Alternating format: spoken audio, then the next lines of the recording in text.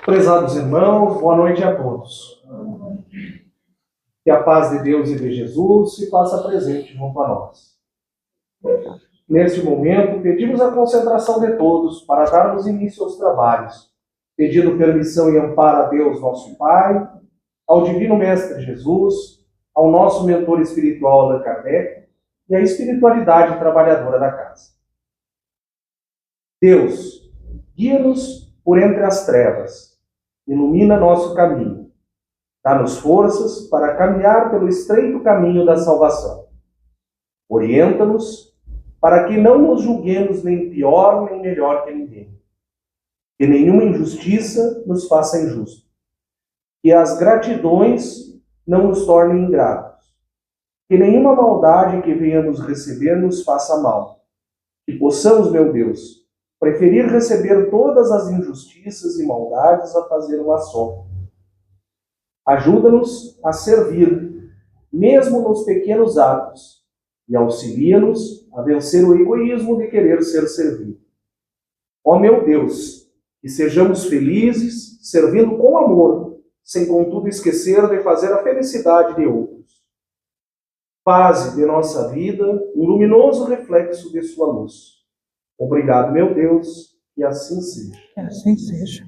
Assim, em nome de Deus e Jesus, com a assistência do nosso mentor espiritual Allan Kardec, declaramos abertos os trabalhos da noite de hoje.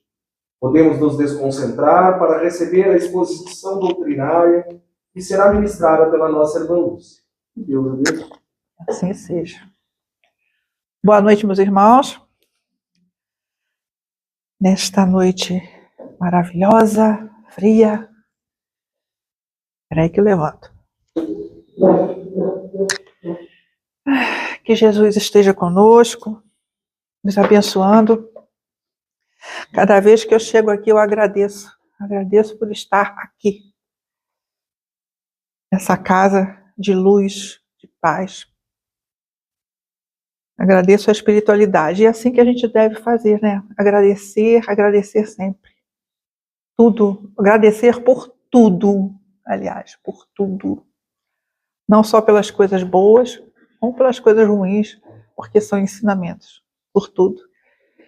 E falei isso porque tem muito a ver com o que nós vamos ver hoje, né? A reflexão de hoje, ali de causa e efeito. Na vez passada que eu estive aqui, eu dei uma pincelada na lei de causa e efeito, mas foi uma coisa bem breve. E hoje a gente vai ver com mais, né? Vamos ver essa lei com mais propriedade, né?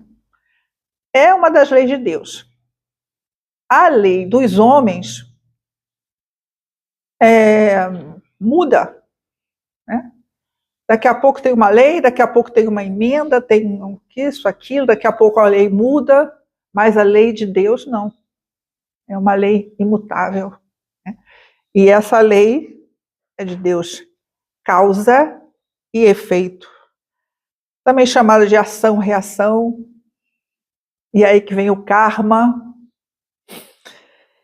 E a colheita. Nós já ouvimos muitas vezes dizer que a semeadura é opcional, mas a colheita é obrigatória.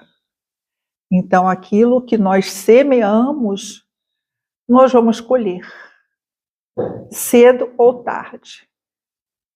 Se semeamos coisas boas, vamos colher coisas boas, frutos bons. Se semeamos coisas ruins, o que nós podemos colher? Coisas ruins. Então, a culpa é de Deus? Não, a culpa é nossa.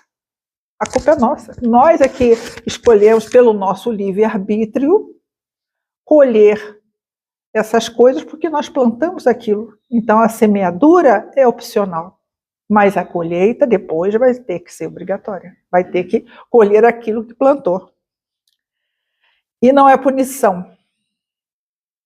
É educação. Deus não pune. Deus educa.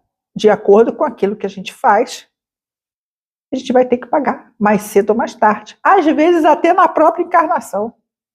Na mesma encarnação. E às vezes em outra encarnação. É a lei de causa e efeito.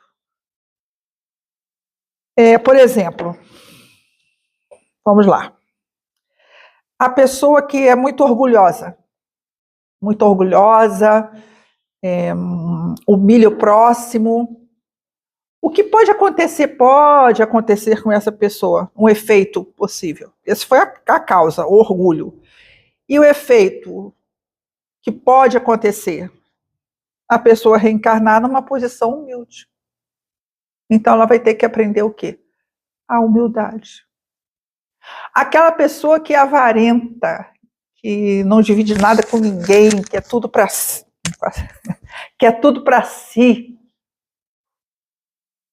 o que pode acontecer na outra encarnação? Ela vem numa posição de pobreza, passando várias necessidades. Então, qual é o que a pessoa tem que aprender? A caridade, a ser caridoso, a doar. E assim vai. Então, é uma lei de educação, para as pessoas aprenderem a se educar. E não é uma matemática perfeita. Por exemplo, matou, na próxima encarnação, você vai morrer. Alguém vai te matar. Né? Matou aqui, na próxima encarnação vai morrer aqui porque alguém vai te matar. Não é assim, não é uma matemática perfeita. Pode acontecer várias situações diferentes.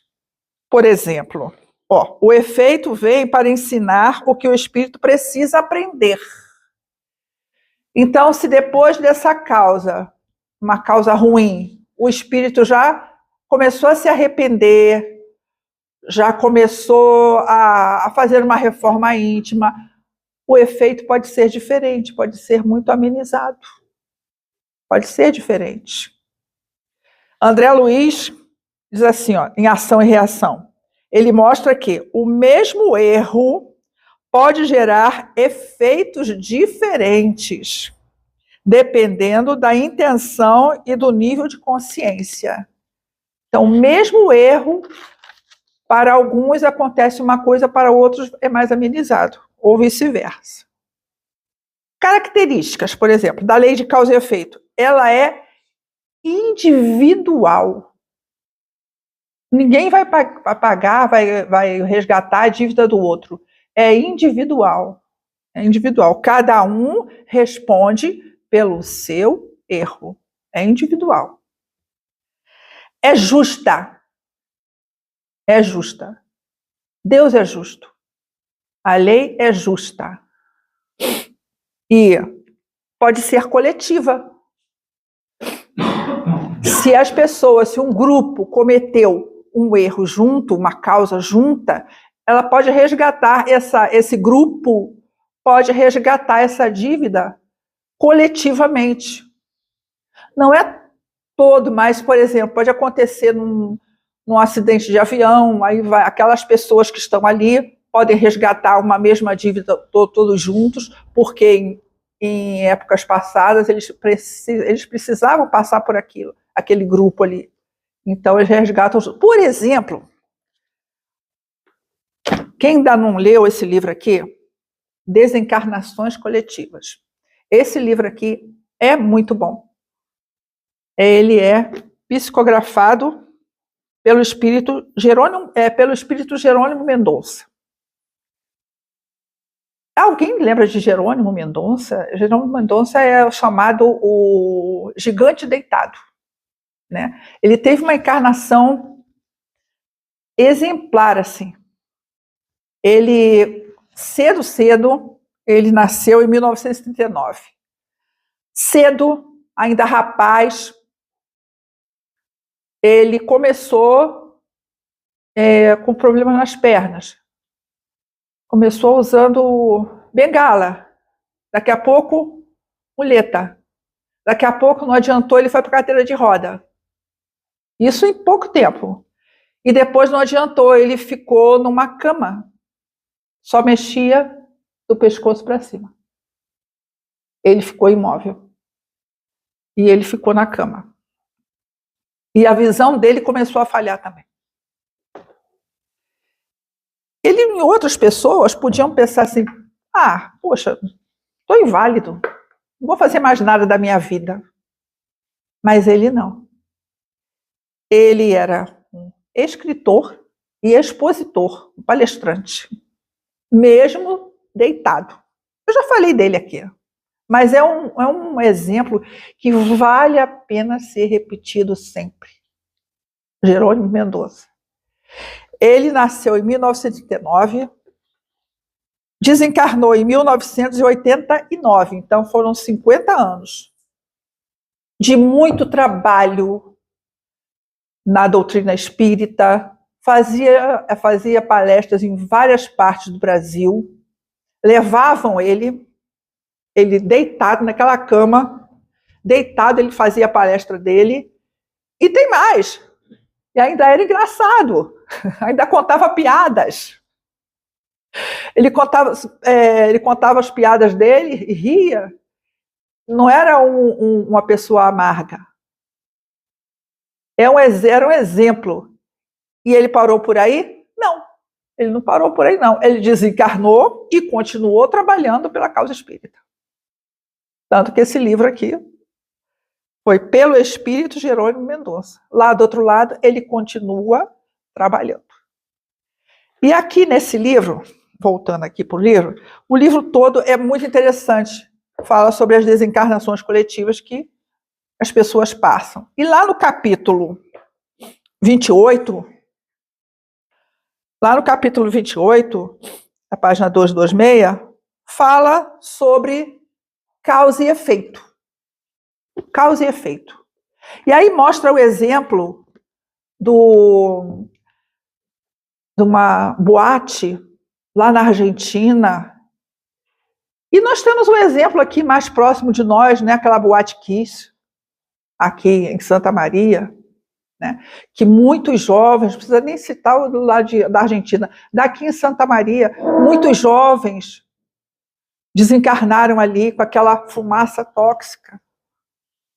Né? Então, o que ele conta é que acontece assim, muitos desses espíritos que lá no passado trabalharam aquele regime nazista que levava muitas pessoas para o campo de concentração, que só tinha um trem que só ia, né? Não voltava ninguém, porque aquele trem ia cheio de pessoas e chegava lá, botava numa câmara de gás e matava todo mundo.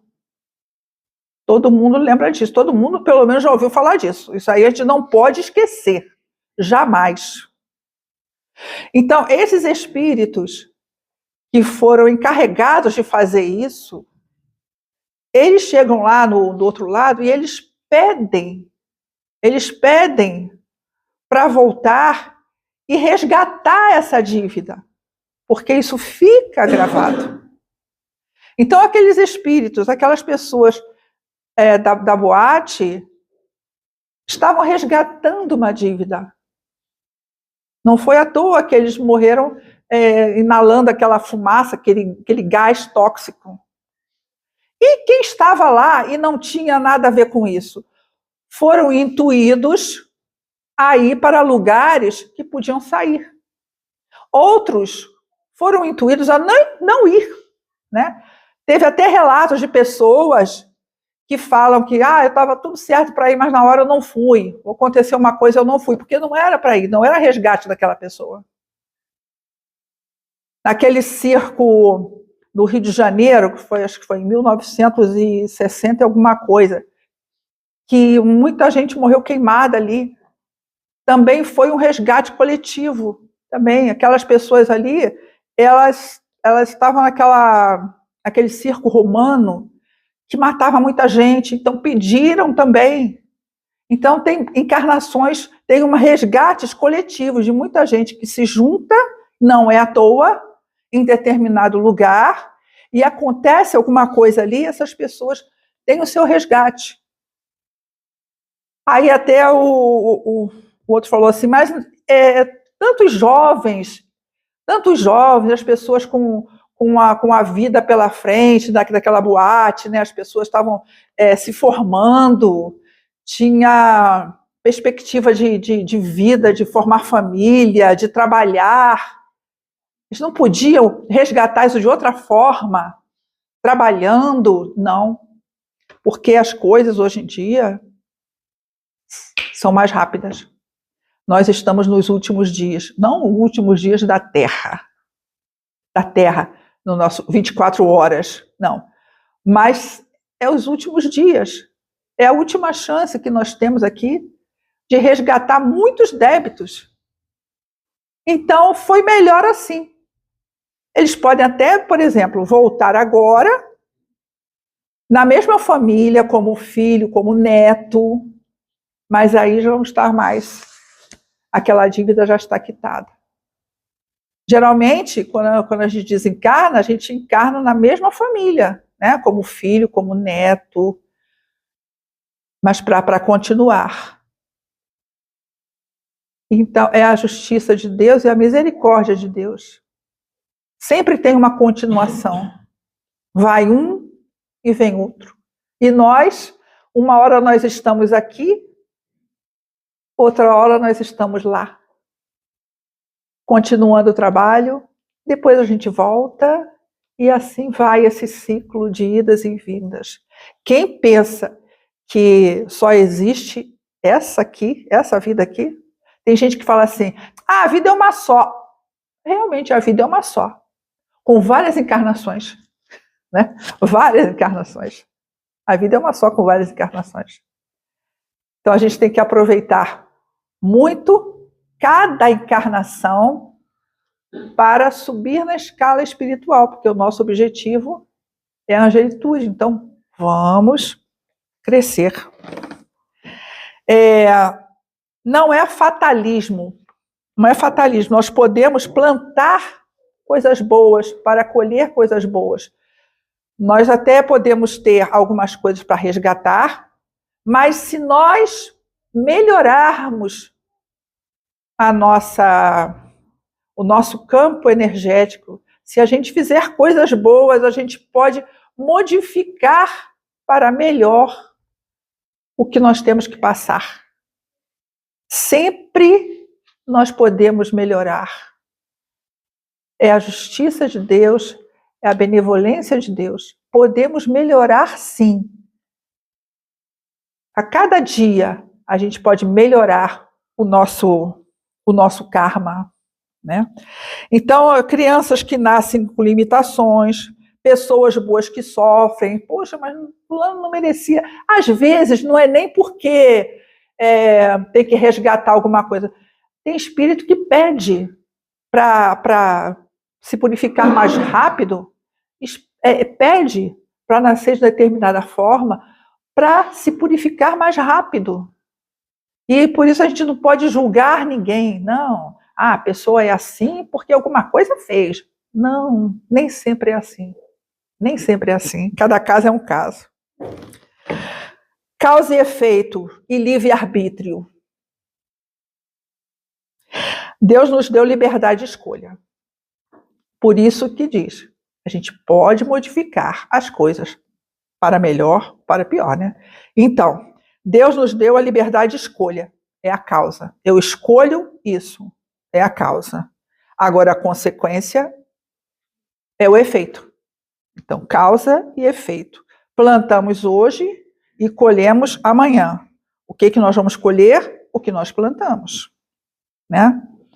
Agora, entre plantar e colher, no meio disso, a gente pode aqui no meio começar a plantar coisas boas, fazer coisas boas para a gente melhorar essa colheita aqui ainda melhor. Né? Então, o espírito, ele não tem assim um destino cego. Não adianta, meu destino está traçado. Não está traçado, não. Nós podemos melhorar. Sempre podemos melhorar. Como fatalismo, né? Não tem fatalismo. Na questão, no Livro dos Espíritos, na questão 851. Estou sempre citando livros, sabe por quê? É importante ler. Ler é muito importante.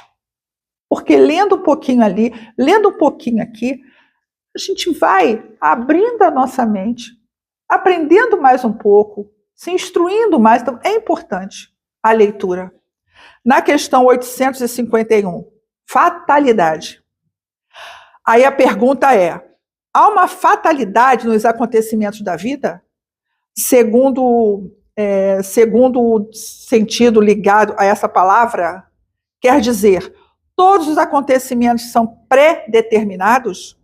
Neste caso, em que se torna o livre-arbítrio? Então, a fatalidade não existe senão pela escolha que o espírito faz. Então, não é uma coisa pré-determinada, é de acordo com as nossas escolhas. A gente vai por aqui, mas se a gente resolve seguir um outro caminho por aqui, ó, vai ter um outro destino. Então, a gente tem que voltar, não está bom, a gente tem que voltar para seguir para outro lugar. A gente tem o nosso livre-arbítrio. Sempre podemos modificar para melhor ou para pior, né? É uma escolha de cada um. É o livre-arbítrio de cada um. Agora, como suavizar os efeitos? O efeito dos dolorosos. Como a gente pode suavizar isso? Primeiro, a resignação. A resignação, aceitar a prova sem revolta, já diminui o sofrimento. Não é resignar e ficar parado. Ah, é assim mesmo, vou ter que passar por isso. Mês que vem a sua palestra vai ser sobre isso. Resignação e conformismo. É diferente, né? Você se resignar, aceitar a prova, não se revoltar, mas não é assim. E acabou, e se conforma e acabou. Não. É só ler o Evangelho segundo o Espiritismo, capítulo 5, que fala sobre bem-aventurados os aflitos. Bem-aventurados os aflitos. E ali tem várias histórias, vários exemplos. É a justiça, as causas das aflições, que nós podemos sempre melhorar. Com resignação, não com conformismo. 2, reparação, como a gente pode também amenizar. Uma reparação. A gente fez mal para uma pessoa, vai lá e tenta amenizar. Ou, se não dá, ou outra pessoa que está passando mais ou menos a mesma coisa. Então, é a reparação. Prejudicou um, vai lá e ajuda-o. Já não dá para ajudar aquele outro que prejudicou? Ajuda uma pessoa que está passando mais ou menos pela mesma coisa. Né? Então, está reparando. A caridade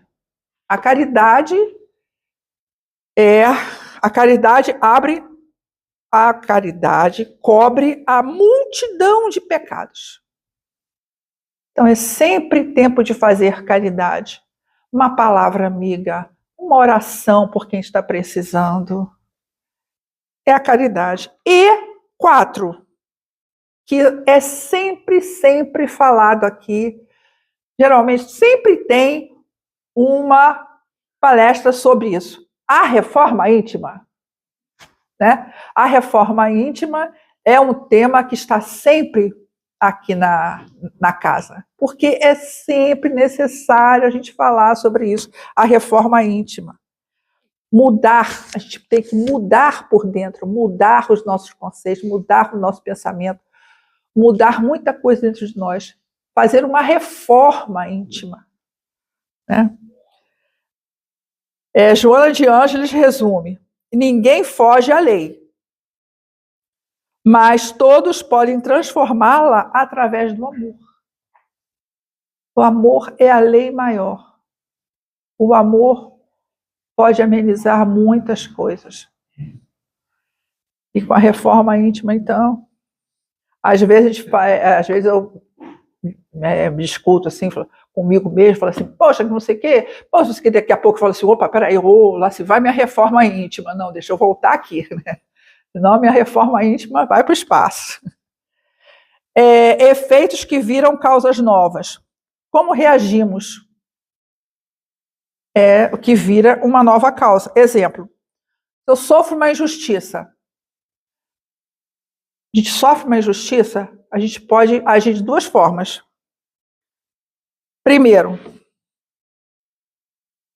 se eu me revolto e revido,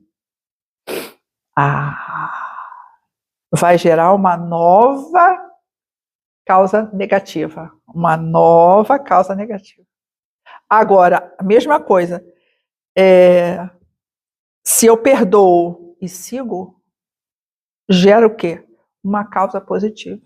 Então, tudo é a maneira como a gente age a partir daquilo que é feito para a gente.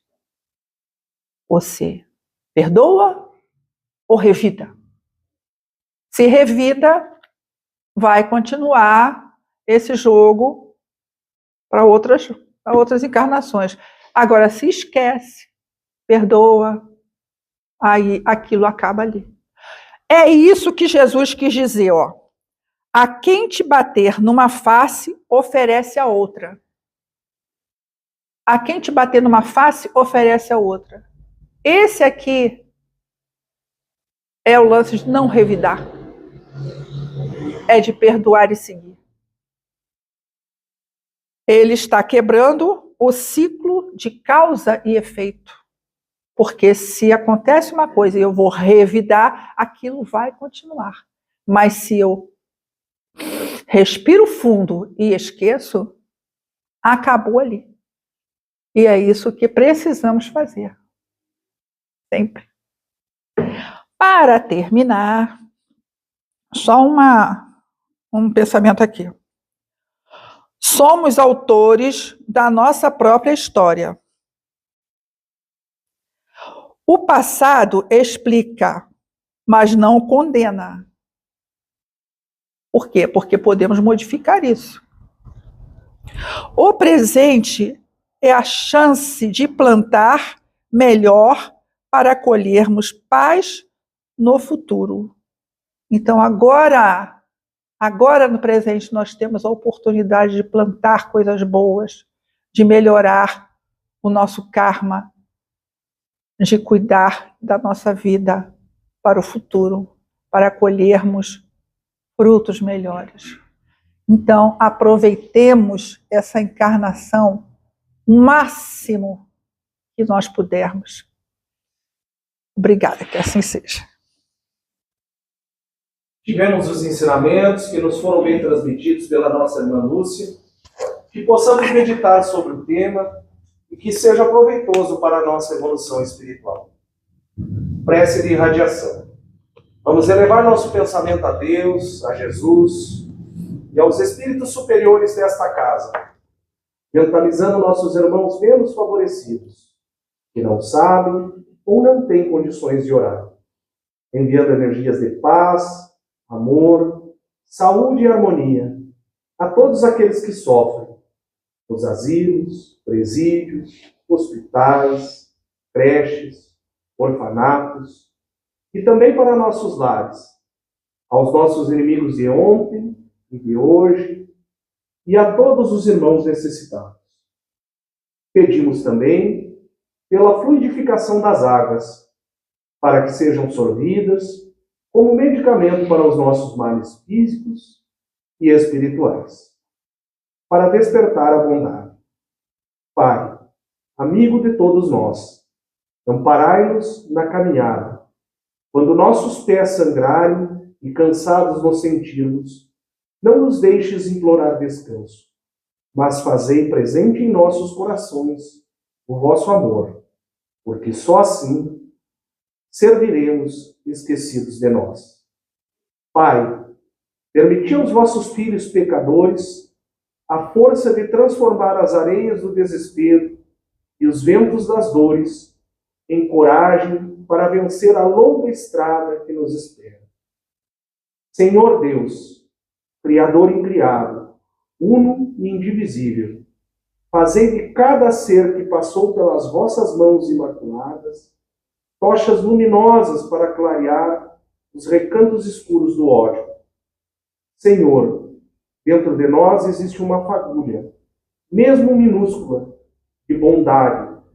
Fazei que ela se desenvolva através do trabalho de amor a todos os sofredores. E assim seja. Que assim seja. Nesse momento, damos por encerrada a primeira parte dos trabalhos da noite de hoje. A seguir, passaremos aos trabalhos de fluidoterapia. Convidamos aos irmãos passistas para que se dirijam à sala de passes e solicitamos aos demais que aguardem prece silenciosa. E assim.